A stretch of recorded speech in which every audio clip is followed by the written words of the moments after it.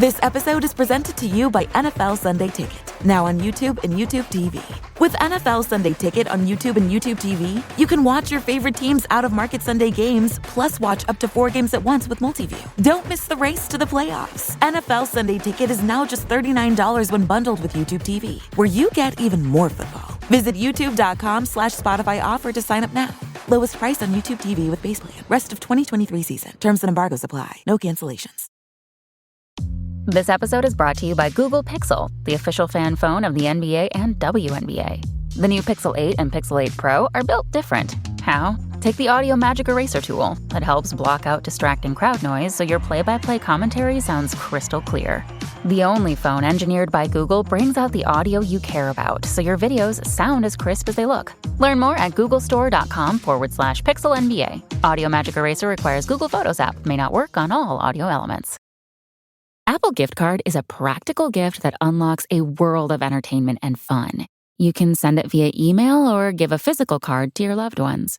Your friends and family can spend it on their favorite Apple services, including Apple subscriptions. Apple Gift Card can be used to buy all things Apple: products, accessories, apps, games, movies, TV shows, iCloud Plus, and more. Visit apple.com for details and to send Apple Gift Cards to your friends and family this holiday season. This episode is brought to you by State Farm.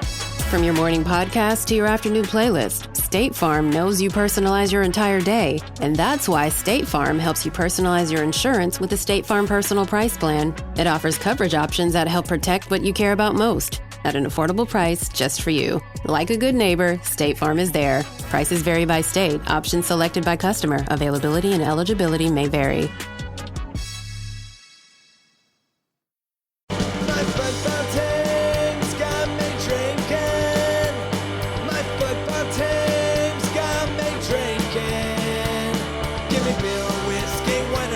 Anything to shake this mood I'm in. My football team's got me drinking. Back at it again with the Shades of Blue Soccer Show.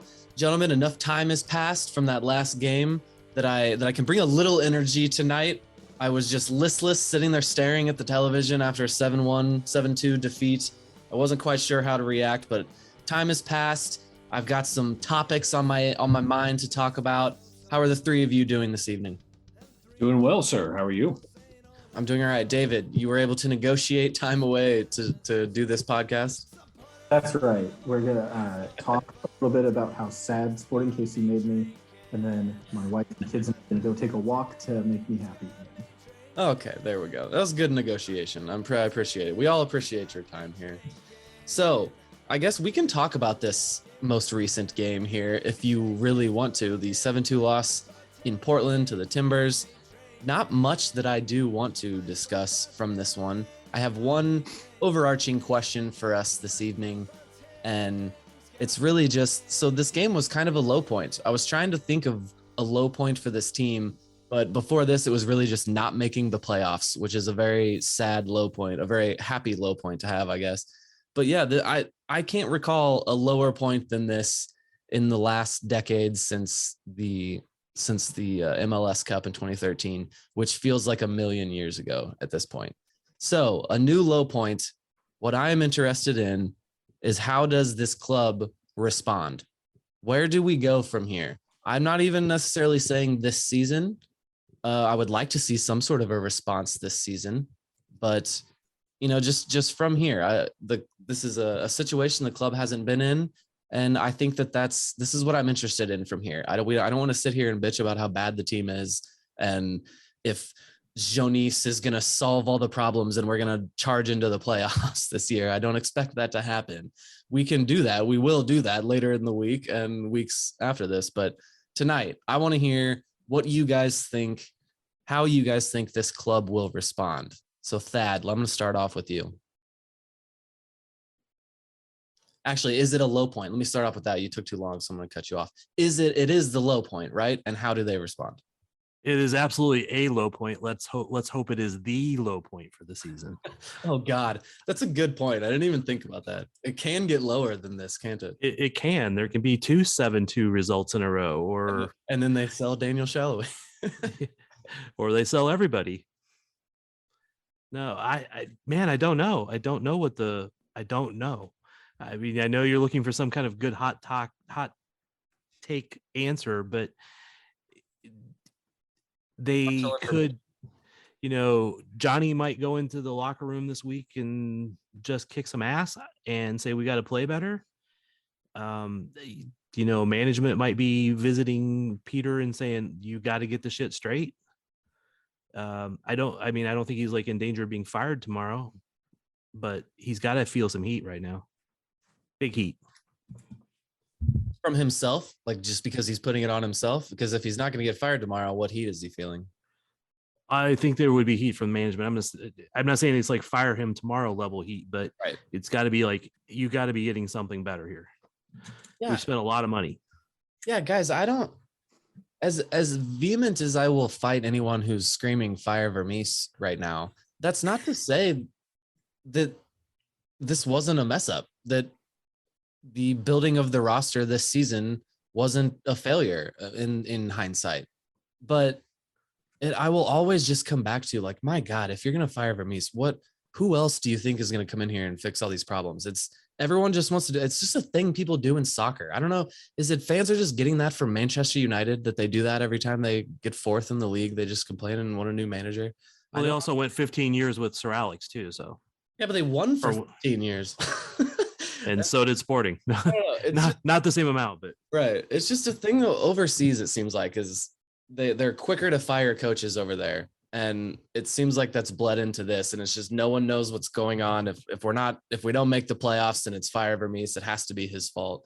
But that's just not where I see this. And, I would like to see them, do something this year, whether it's, the mentality of the team or bringing in a new player or, I don't even know, but I guess it's even after this season is what I'm more interested in, and how they, like, what the ownership, how the ownership responds to this. And, like that, you just brought up the conversation about, we spent a lot of money. I want to hear what that discussion is after this season. Is that deemed a mistake that they spent a lot of money? Are we not going to spend a lot of money anymore? I hope that's not the answer. Robert, is it? Are we going to keep spending money after this? Well, I tell you what, the TV deal, we don't know what's going to happen there. This league, this team is dependent on attendance for a lot of its income. We don't get the sponsorship dollars that other teams get. So I think this team, more than others, perhaps, are dependent on results because of that.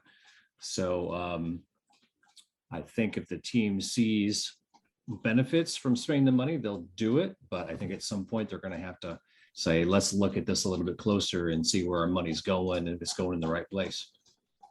Well, so what do you want from this team right now? After this 7-2 loss, what is something that this club can do that shows you that they still care and will give you hope going forward? Well, on a macro level, I hope they are doubling down on their efforts to get a player that's going to make a difference in the midfield during the transfer window coming up. On a micro level, I think it's just looking inward. Johnny implied that after the game with his comments, just everybody looking truly inward and look at themselves and saying, am I doing what I need to be doing day in and day out? And then, of course, a lot of these goals, guys, they were the folly of youth. I have at least 5 goals marked where it was younger guys making mistakes, understood, but hopefully they're learning from them. And Robert, that's a good point that I've questioned before, but everybody always calls for play the young guys. Sometimes this is what happens when you play the young guys. Yeah. They don't know how to respond when that starts snowballing either. Yeah. That's the difficult part for them. I'm not blaming the young guys in this case, but this is, right. I mean, sometimes you have really bad results when you do go a lot of young guys. And we had 3 U22 players on there at one point, 3 academy guys. And yeah, there's a lot of issues with this team right at the moment, but I just kind of wanted to throw that out. Sorry. David, what do you got for us, man? What is this team going to do? Well, there are a few points. One, to Thad's point, to Robert's point about having a lot of young guys out there, this is exactly why you need to rotate in your young guys with your established guys so that they have minutes, they get experience, that you get Cam Duke and Caden Pierre minutes with the first team, with the starting 11 guys, rather than throwing out an entire B team. We've talked about this a lot of times. Like Busio looked better playing with the starters than he ever did with the backups because they're not up to his level. They're not at his game speed. So I think that's been a huge issue we've had. As for being a low point, I mean, we got waxed by LA Galaxy in 2019, and the last time we were real bad, 7-2. And we came back the next year and won the West, and we're third overall in 2020. That's the year we went out and got Polito. So I don't know that this means it needs to be the nail in the coffin for Peter. I think it's the nail in the coffin for the season. And for us to really do anything, we probably just need to go all in on the Open Cup to try and get a trophy and get a lot of minutes for the young guys, get them, I don't see a lot of value in playing Fontes a ton of minutes because while he's going to be better than Valadair, what is it going to get us?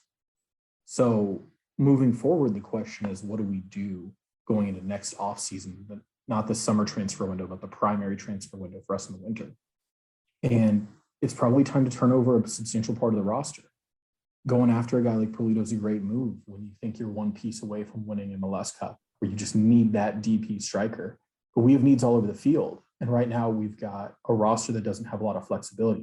We've got two DPs who are out. And then Johnny's on another DP deal. And we need a lot of help. So it might be time to move on guys like Fontes and Izzy and Polito and potentially Kinda, potentially Remy, the guys who are in their like mid to upper 20s, especially the guys in their 30s. It's time for Roger and Zeus to move on and to turn over the roster and start. Maybe we're bad for a year or two while we rebuild. That's probably where we have to go. Oof. I mean, this isn't the time to talk about it, but the fact that that even is a big part of the answer, that never should be that way. The preparation should have been better for the roster, so there was a smooth transition, if you will, as opposed to something like this. Yeah, and I think if we weren't, talking about what David was just talking about, of the two best players go down and everything else has fallen apart, so then we need to redo everything. I think had the two best players not gone down, I think we were kind of in the middle of that season. We were like in the middle of that transition. There are some old guys that are leaving and there are some young guys that were playing more this year.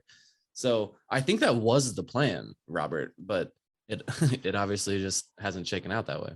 Yeah, and we can't forget the Mari situation as an impact as well. I keep forgetting Jose Mari. Oh my God. How badly do we need that? How bad did he screw over this team by doing whatever he did? Ugh.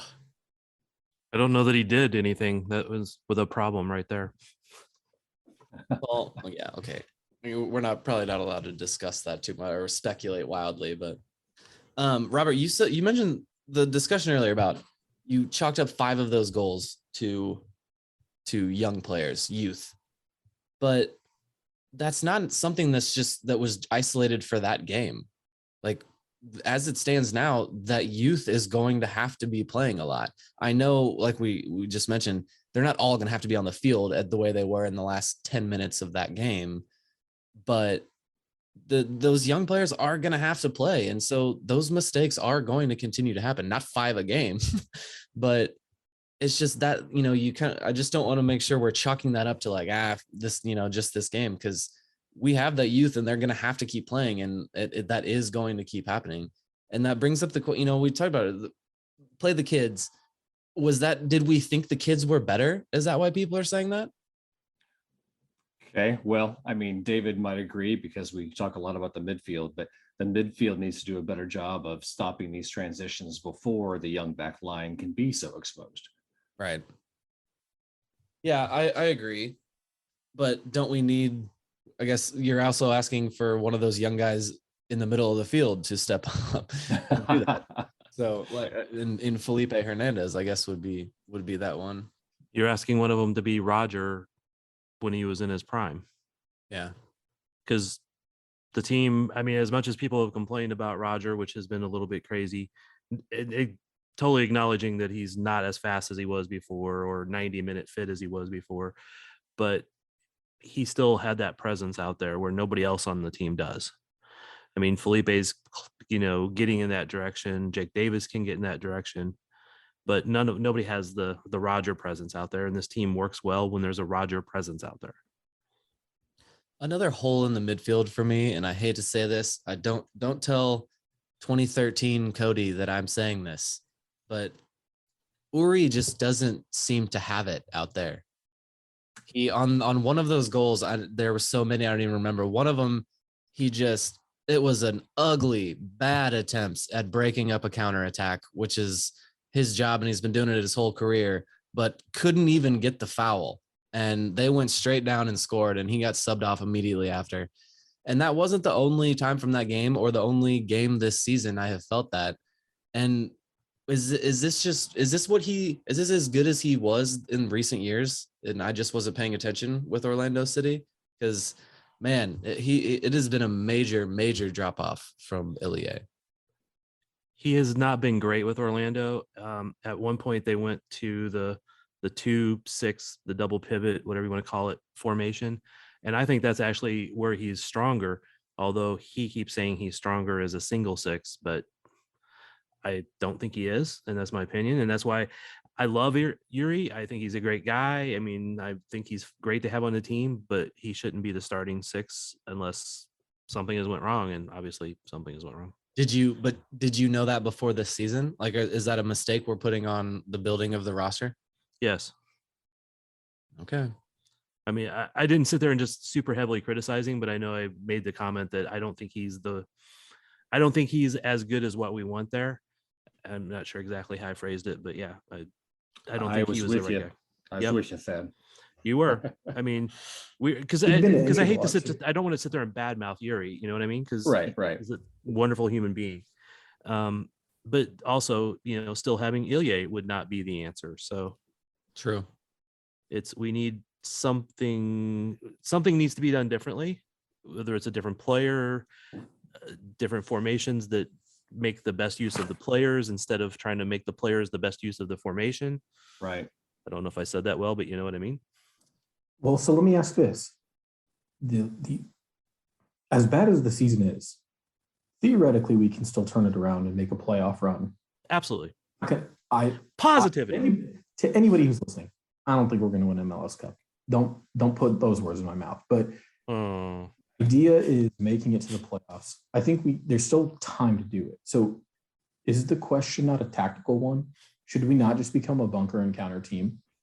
It's clear that the higher the line, and part of why Portland put 7 past us is after they scored that second goal, we pushed the line of confrontation higher and higher to try and get back into it. And they kept exploiting us into space. So should this team not just be a bunker and counter team? And that might be the best use of Khiry, is not playing through possession and not asking him to play in tight spaces, but kicking the ball long and letting him run after it, because he's fast as hell.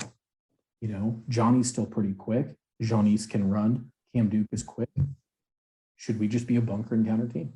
David, that's a very good point to bring up here. That's what I've been asking is what can this team do this season?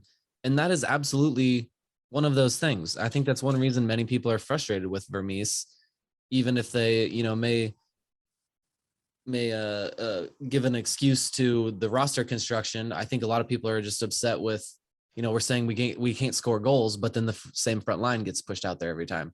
So that is one major thing that I think that this team could do that would show that they're still in it and that they are trying to win. And then we're not just like training these young guys to get beat in this system. Obviously that's totally not Peter Vermees. What are the odds that Z or Khiry are saying those things in his ear and he's not listening, or he's just hard to break down to do something like that? And I don't know. One of the strengths, people complain for years now that Vermees rolls out a 4-3-3, the exact same thing all the time. It's never been exactly the same thing, that the way people see it. But it is a basic 4-3-3 and with variations that he does.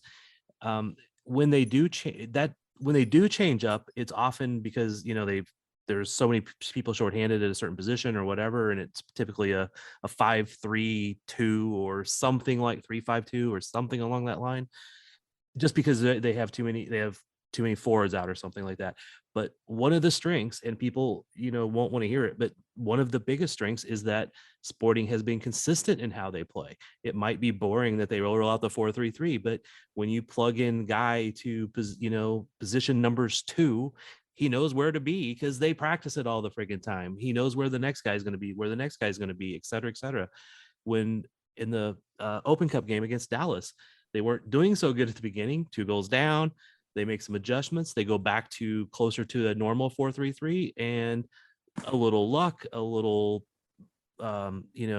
Dallas being stupid and not keep pressing and all these other things.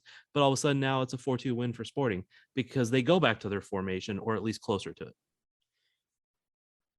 So changing formation might be the right thing to do, but it's going to be incredibly painful because none of these professionals should be able to switch formations a lot easier. But when you've practiced the same thing and their whole system is built around that similar style, it's going to be hard to just switch back. Because honestly, when they're in a bunker formation at the end of a game, sometimes on the road, it scares the shit out of me because we know how many times they just leave a guy open in the box for a header. But that's also that they don't practice that much, right? Like our default formation is playing a possession based and drilling those tactics and drilling the passing movements and the runs. If the team really decided to double down and focus on wanting to be a bunker and counter team, there'd probably be some growing pains for a few weeks, but or more. Or more. But like, let's just say you switch the formation to a 4-2-3-1. All that is, it's a 4-3-3, but instead of playing Yuri as a single pivot defensive midfielder, you have 2 defensive midfielders, and you would move Johnny and Shallowy back closer to the midfield and have Khiry kind of isolated up top. But if the idea is to play more defensive and play over the top, that's fine, because you want to be more compact. You want to force turnovers that allow you to play the ball into space and let guys like Khiry or Shallowy or Russell run onto the ball. And we played a bunker and counter against NYCFC, and it probably would have been much more successful if they weren't playing on that, tiny little field. But let's say at Sporting Park, fans are going to be pissed. We would have low possession. It wouldn't be beautiful. But when you have spaces to let a guy like Khiry run, I mean, I'll take him in a foot race over almost anybody else in the league. Right? Fans are pissed right now. Right. Of course, doing that, David, might also mean that Fontes might be a better fit at left back than Balader, possibly. Yeah, it just depends on what you're looking for. If you're looking to salvage the season, probably do need to play Fontes. And if you're looking with an eye towards next year, I mean, realistically, and this is a different pod, but realistically, I'm not sure that Fontes is on the team next year. They're no fault of his own, but he's on a lot of money. He's not young. We just cut Ilya for the same reason. Yeah, I wouldn't be surprised either. I'm still standing by my statement that he's our best center back and will probably be a starter again before the season's over. Probably when we're making our last playoff push and entering the playoffs, as David just indicated. So I have a question.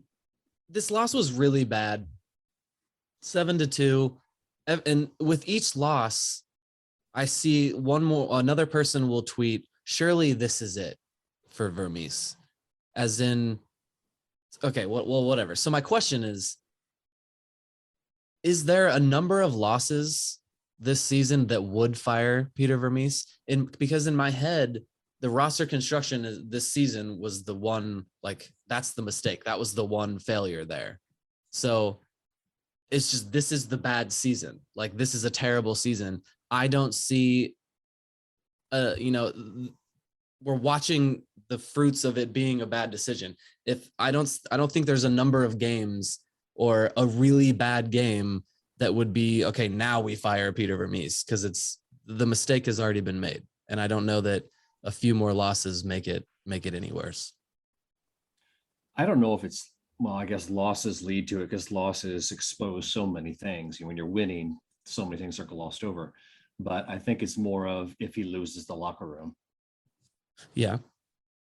Yep, Is he even close to that? possibly. I mean, it's really hard to see based upon the last couple of games. I mean, the dramatic come from behind win, a very dramatic loss. Yeah. Just I want to go back to 2019 for a second when they had that terrible season and they had the other 7-2 loss. In that season, they also had a 0-5 loss to Monterey in Champions League, and they also had a 7-1 win in that season. That was a very up and down. They also lost to Dallas 6-0 in the last game. Yeah, that was a play the young guys, though. Yeah, I don't think the ownership group is probably going to make a decision mid-season. My guess, realistically, is if a change is going to come, they're going to sit down with Peter in the offseason. Because he's so ingrained, they can't fire him as coach and keep him as sporting director. And they can't fire him as sporting director and keep him as coach. Why not? Well, let me ask you, Cody, if we fired you as host of the pod but asked you to stay on the pod, would you do it? In a I don't heartbeat. know. No. Well, first of all, David, you don't have that power here. No, I don't know that it would be a situation of you're fired from this job and you get to we'll let you keep doing this one. I think there would be a mutual decision to some point that's like, Peter, say this happens again next season. It's, Peter, this was 2 seasons in a row. You were allowed to pick the team. We still like the way you run things on the field, or vice versa. Either way. I'm just saying, I think there is a very likely scenario where he just does one of those jobs. I think if it goes either way, it would be remain as the sporting director and not the coach, but because I don't see it the other way around. We're getting into deep issues here. I still don't think that decision comes till the offseason, though. I agree. I would typically agree with you, but I'm going to go back to when Anolfo was fired. He was fired with something like 10 games left in the season, and they were a certain amount of points. I don't remember the details now. I'd have to go look it back up, but they were within potentially getting into the playoffs at that point when he was fired. And one of my first questions would, because Vermees was put in charge as an interim. He didn't fire Anolfo. The owners did. A lot of people they think Vermees fired Anolfo. It wasn't him. And because I was there at the time, I remember this very clearly, but when Vermees took over, I said, okay, so I guess the point is to get into the playoffs, right? And he goes, no. He goes, the point is to start changing the culture of this team.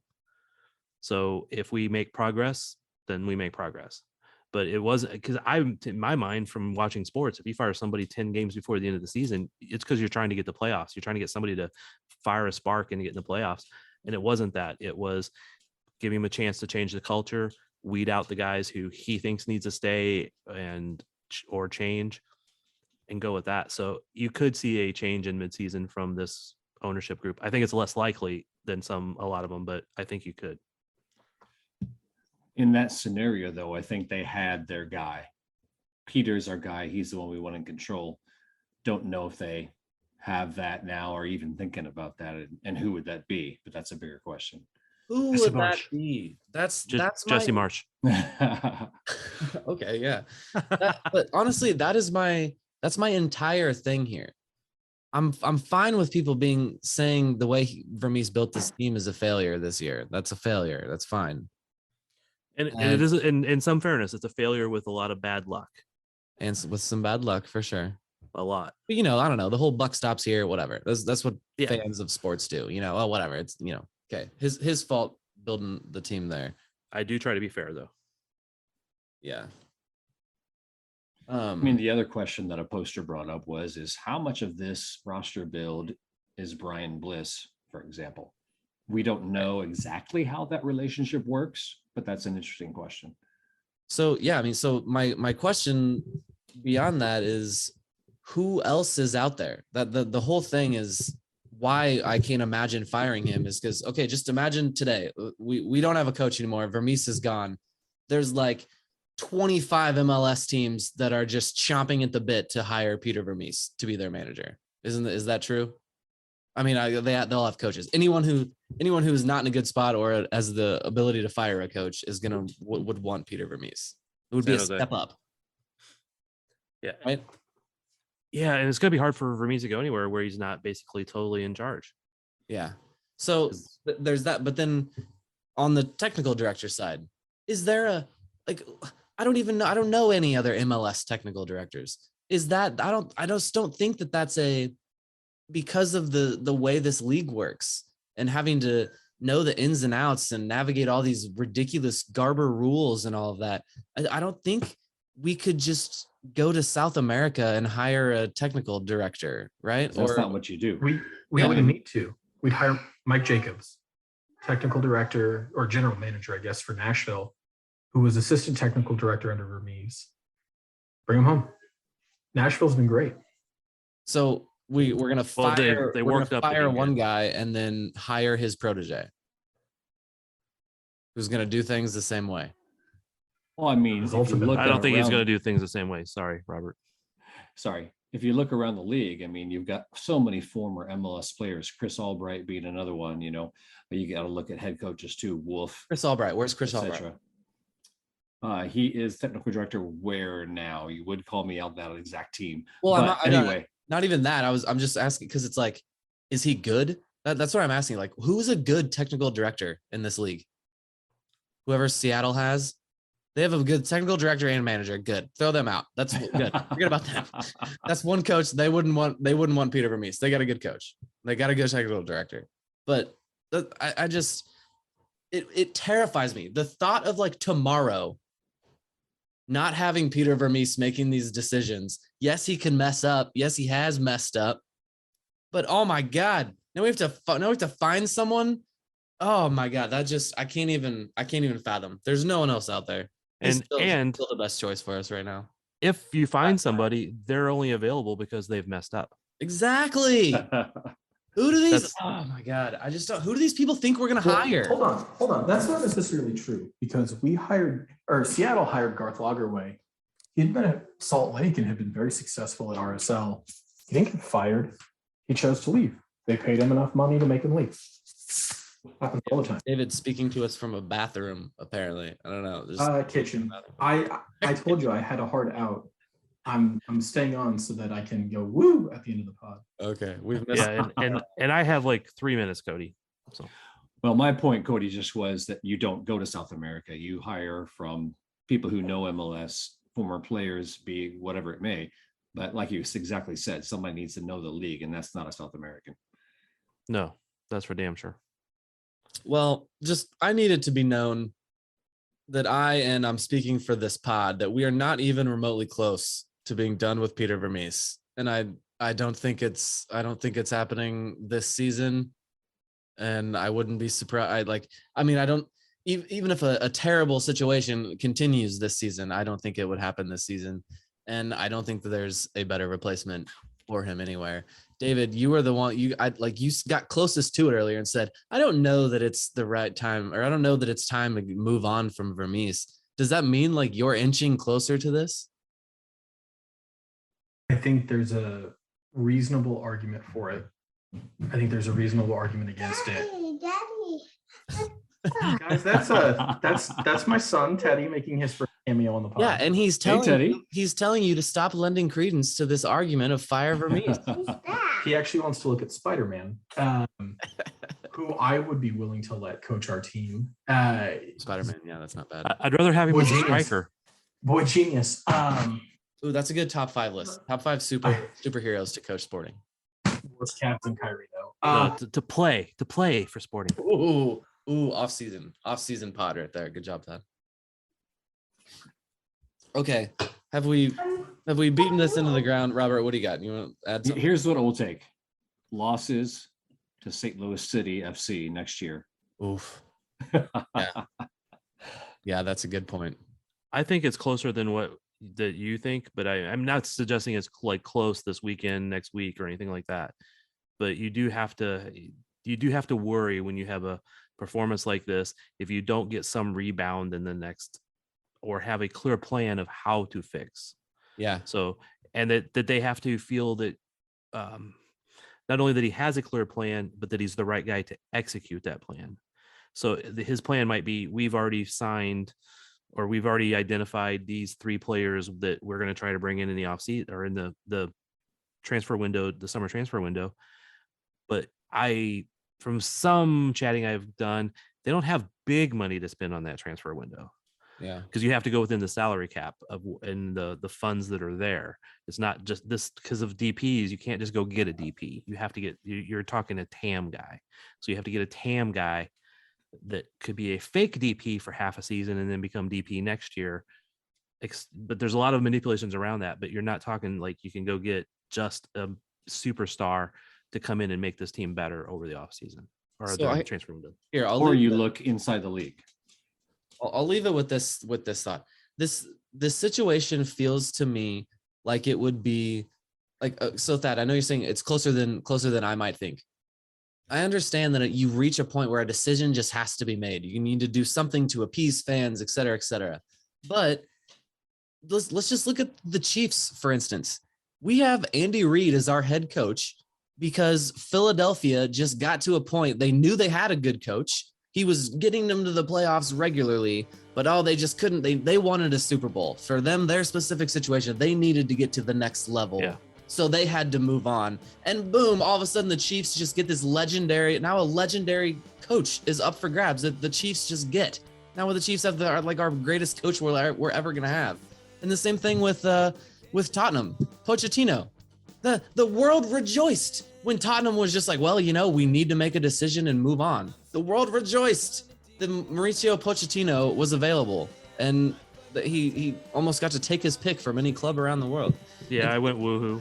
That's so that's like where I am with this. Like, I understand, fans are frustrated and all that. And, we might eventually just have to get to a point where you got to make a decision like that. But I'll just never get over that of where there's so many teams that are just going to be applauding and cheering that this great coach and insane soccer mind is available. Yeah, that's right. Yeah, can't even disagree. Well, I have something to say. I'm just not going to say it. It's for another pod. Plus, I got to go. So, all right, guys, enjoy your dinner and go Sporting. Woo!